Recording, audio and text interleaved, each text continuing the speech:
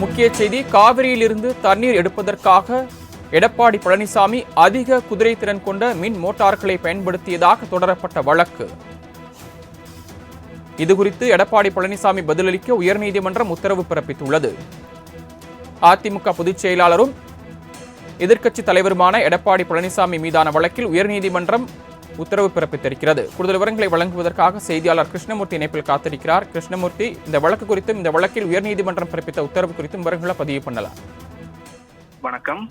சேலம் மாவட்டம் நெடுங்குளம் பகுதியைச் சேர்ந்த விவசாயிகள் காவேரியிலிருந்து விவசாயத்திற்கு தண்ணீர் எடுக்க ஏதுவாக நெடுங்குளம் நீரேற்று பாசன கூட்டுறவு சங்கம் என்ற ஒரு சங்கத்தை துவங்கப்பட்டார்கள். மேட்டூர் இடதுகரை பாசன கால்வாய் ஆய்கட்டுதாரர்களான முன்னாள் முதல்வர் எடப்பாடி பழனிசாமி மற்றும் அவரது குடும்பத்தினர் 18 பேரை சங்கத்திலும் சேர்க்கப்பட்டனர். முன்னாள் முதல்வர் எடப்பாடி பழனிசாமி தனது அதிகாரத்தை துஷ்பிரயோகம் செய்து கூடுதல் குதிரை திறன் கொண்ட மின் மோட்டார்களை பயன்படுத்த அனுமதி வழங்கி கடந்த 2020ஆம் ஆண்டு அரசாணை ஒன்றை பிறப்பிக்கப்பட்டது. இந்த அரசாணையை ரத்து செய்ய கோரி சேலம் வெள்ளப்பாளையத்தைச் சேர்ந்த செல்வம் என்பவர் சென்னை உயர்நீதிமன்றத்தில் வழக்கு தொடர்ந்திருந்தார்.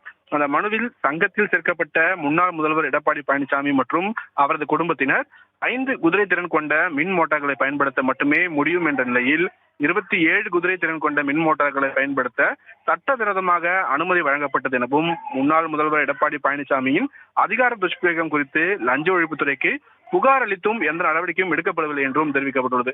மேலும் எவ்வளவு தண்ணீர் காவேரியிலிருந்து எடுக்கப்படுகிறது என்பதை அளவிட எந்த மீட்டரும் இல்லாமல் தொடர்ச்சியாக தண்ணீர் எடுக்கப்பட்டதாகவும் இது சம்பந்தமாக 2023ஆம் ஆண்டு சம்பந்தப்பட்ட அதிகாரிகளுக்கு புகார் அளித்தும் நடவடிக்கை எடுக்கப்படவில்லை என்று அந்த மனுவில் குற்றம் சாட்டப்பட்டுள்ளது.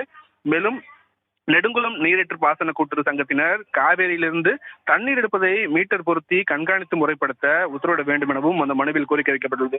இந்த வழக்கை விசாரித்த பொறுப்பு தலைமை நீதிபதி கிருஷ்ணகுமார் மற்றும் நீதிபதி டிபி பாலாஜி அமர்வு தமிழக அரசு, எடப்பாடி பழனிசாமி மற்றும் அவரது உறவினர்கள் உட்பட 31 பேர் இந்த மனு தொடர்பாக பதிலளிக்க உத்தரவிட்டு வழக்கின் விசாரணையும் தள்ளி வைத்திருக்கிறார்கள். சரவணன்,